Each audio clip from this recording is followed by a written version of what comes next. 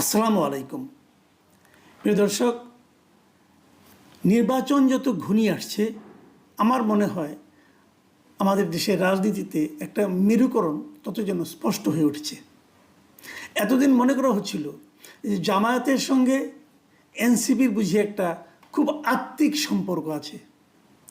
জামায়াত যা বলে এনসিপি তাই করে, অথবা এনসিপির বিভিন্ন প্রোগ্রামকে সফল করার জন্য জামায়াত অথবা ইসলামী ছাত্র শিবিরের লোকজন সেখানে যে হাজির হয়, এরকম আমরা অনেক ঘটনা দেখেছি। এবং এনসিপির যতগুলো সফল প্রোগ্রাম ছিল, আপনারা মনে করতে পারবেন আওয়ামী লীগকে নিষিদ্ধ করার জন্য এনসিপির যে প্রোগ্রামগুলি ছিল শাহবাগে এবং যমুনার সামনে, অনেকেই বলেন সেই প্রোগ্রামগুলো নাকি সফল হয়েছিল ছাত্র শিবিরের উপস্থিতির কারণে। তারা যখন বিভিন্ন জেলা পর্যায়ে যে প্রোগ্রাম করলো, সেখানেও নাকি ছাত্র শিবিরের লোকজন বিপুল উপস্থিতি ছিল তাদের সব প্রোগ্রামকে সফল করার জন্য। এবং অনেকে এমনও ভেবেছিল আগামী নির্বাচনে হয়তো তাদের মধ্যে একটা জোটও হতে পারে।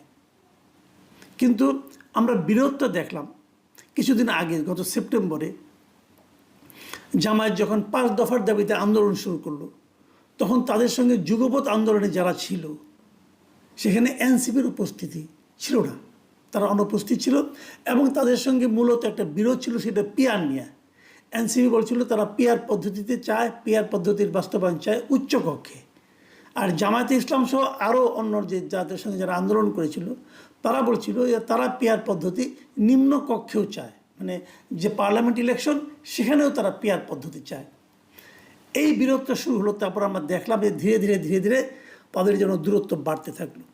16 তারিখে, গত শুক্রবার, এই মাসের 16 তারিখে প্রধান উপদেষ্টা যখন একটা জরুরি মিটিং ডাকলেন এই ঐক্যমত্য কমিশনের ব্যানারে, এবং সেখানে সমস্ত রাজনৈতিক দল গেল, জামাতও গিয়েছিল, এনসিপিও গিয়েছিল, বিএনপি সবাই গিয়েছিল। সেখানে প্রধান উপদেষ্টা বললেন ফেব্রুয়ারিতে নির্বাচন হবে এবং শুক্রবারে সেটার স্বাক্ষর হবে। শুক্রবার মানে গত পরশু দিন, শুক্রবারে স্বাক্ষর হবে এবং ফেব্রুয়ারিতে নির্বাচন হবে। এবং সেখানেই এনসিপির পক্ষ থেকে বলা হলো যে তারা যেভাবে এখন মানে আপনার জুলাই সনদটা প্রণয়ন করা হয়েছে, তারা এখানে স্বাক্ষর করবে না, তারা আইনগত ভিত্তি ছাড়া স্বাক্ষর করবে না। জামায়াতও আপত্তি করলো, কিন্তু জামায়াত আবার এটা বললো তাদের স্বাক্ষর করবে না, এরকম স্পষ্ট করে কিছু বললো না। তারা বললো তারা শুক্রবার অনুষ্ঠানে যাবেন, স্বাক্ষর করবেন কি করবেন না সেটা পরে দেখা যাবে। ঠিক আছে, তারা শুক্রবার অনুষ্ঠানে এনসিপি গেল না শেষ পর্যন্ত। অনেক বলাবলি হয়েছে তাদের দাবি নিয়ে, অনেক অনেক নাটক হয়েছে, আপনারা দেখেছেন। এবং শেষ পর্যন্ত এনসিপি সেই প্রোগ্রামে যায়নি, জামাত গিয়েছে এবং স্বাক্ষর করেছে।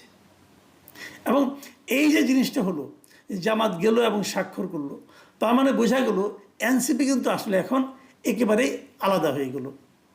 এবং শুক্রবার দিনে স্বাক্ষরের পরে এনসিপির আহ্বায়ক নাহিদ ইসলাম উনি বলেছিলেন, একটা বিবৃতি বলেন উনি, যে কিছু রাজনৈতিক দল ঐকমত্যের নামে জনগণের সঙ্গে প্রতারণা করে কাগজে সই করেছে।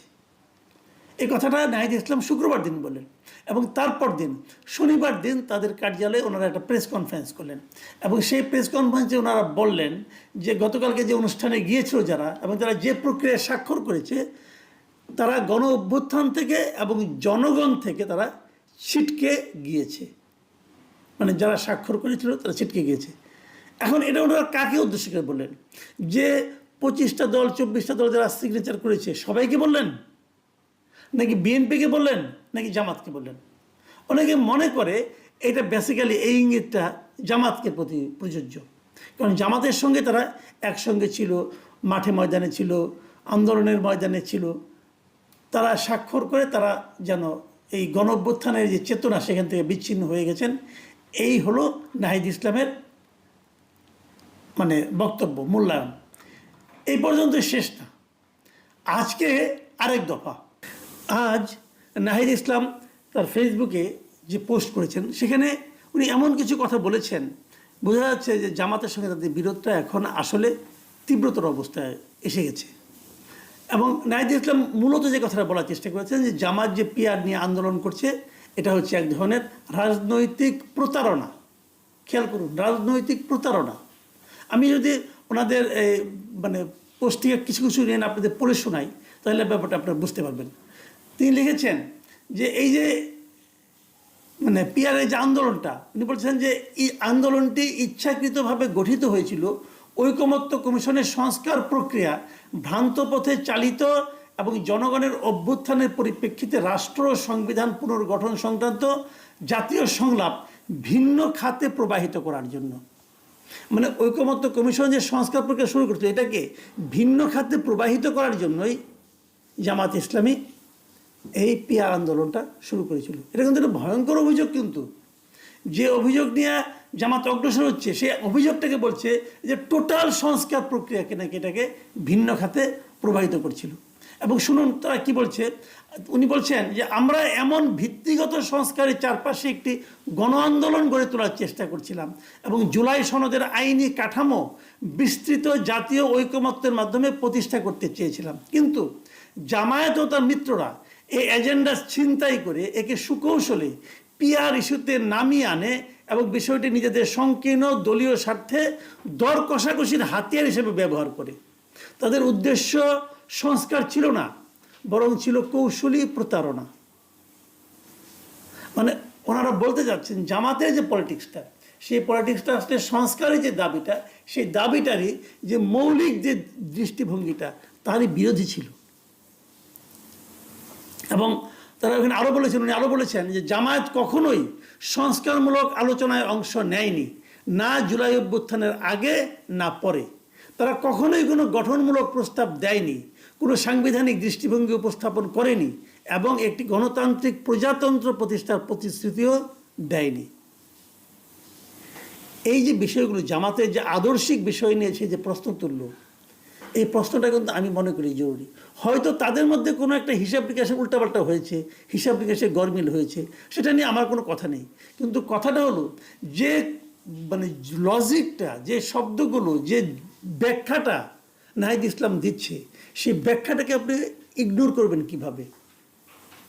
এবং এই ব্যাখ্যাটা কারা দিচ্ছে?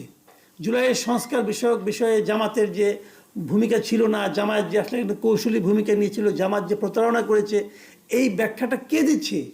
একসময় তাদের ঘনিষ্ঠ সহযোগী যে এনসিপি, তারাই দিচ্ছে। অনেকে বলে থাকেন তাহলে জামাতকে, এদেরকে জামাত, অনেকে বলেন জামাত নাকি মিত্র হিসাবে খুবই অবিশ্বস্ত, এটা অনেকে বলেন, আমি জানি না। এবং বলেন এইভাবে যে জামাত একসময় বিএনপির খুবই মানে বিশ্বস্ত মিত্র ছিল, দীর্ঘদিন রাজনীতি করেছেন, তারপর জামাত সেখান থেকে সরে এসে এখন বিএনপির প্রতিদ্বন্দ্বী হয়ে গেছেন এবং এই বিএনপির সঙ্গে প্রতিদ্বন্দ্বিতা করতে যেয়ে তারা এনসিপির সঙ্গে গাঁটছাড়া বেঁধেছেন এবং তারপরে এনসিপিকে ব্যবহার করেন, এনসিপিকেও ছুঁড়ে ফেলে দিয়েছেন। এই সমস্ত কথা বলা হয়, বাট বাস্তবে কি, এটা মনে হয় আগামী কয়েকদিনের মধ্যে আরও স্পষ্ট হবে, আমরা দেখব। কারণ আমার মনে হয় এই রাজনৈতিক নেতৃবৃন্দের নানা ধরনের কথাবার্তার মধ্যে থেকে কিন্তু অনেক কিছু বেরিয়ে আসবে। আপনারা চোখ কান খোলা রাখুন।